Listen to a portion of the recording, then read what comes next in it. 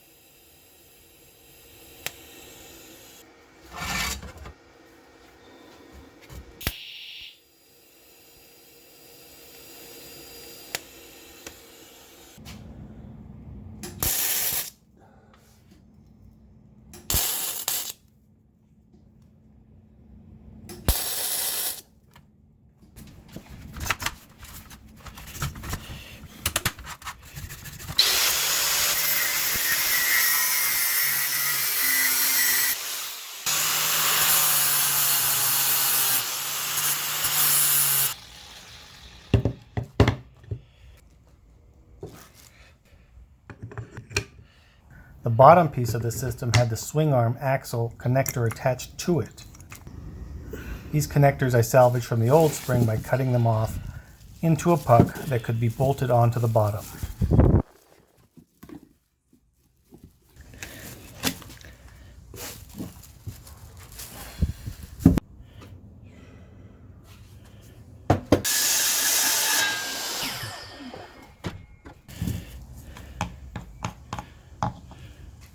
Ordinarily, the rear shock would be bolted onto the chassis by pushing through the bolts and bolting on the connecting nut.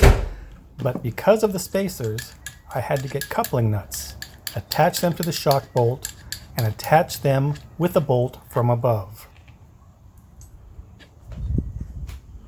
I made these gaskets from some rubber I had laying about.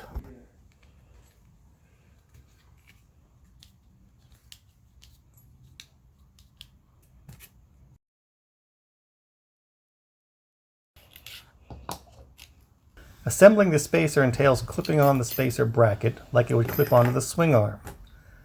With the bracket attached, the spacers can be fitted.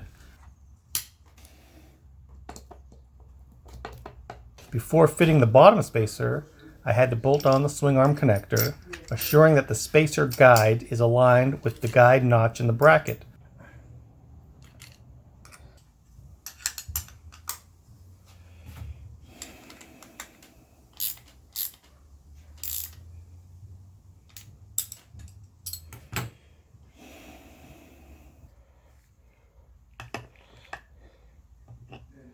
To ensure spacer stability, I recycled rubber from the replaced air spring to encompass the spacers and secured it with cut-to-size customizable hose clamps.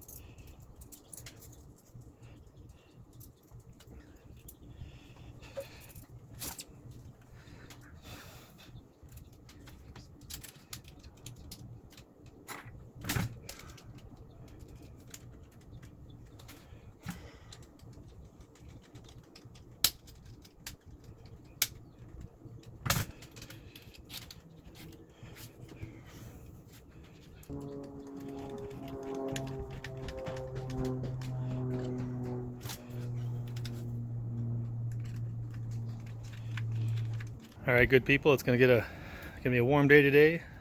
It's gonna get up to about 106 degrees here in Concord, California.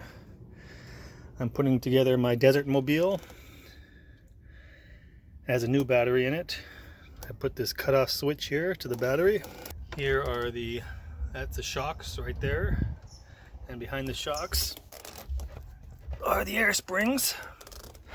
This is the air spring pump right here, which I have to put back down. I gotta put all this back together so I can get back to the desert. One of the privileges of having your own house with a big backyard is you can work on your car in your underwear. Okay, so here's the shock. On top of this shock, there's going to be the spacers up there, which you can't really see, but that's where the bolts that I just showed you are. Here's another view of the air spring spacer. Those are both in on both sides.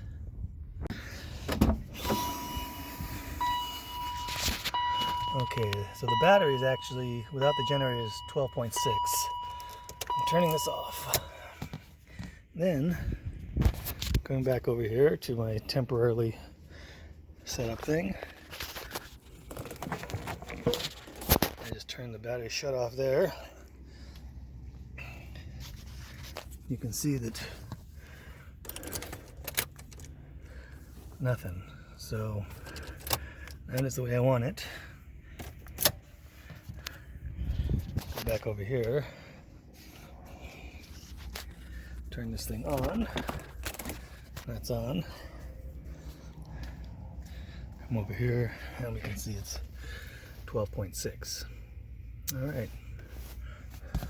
Not a really great shot, but that's lifted off by 20 centimeters in the front, no, 20 millimeters in the front, and about 2 inches in the back, so that'd be about 42 millimeters.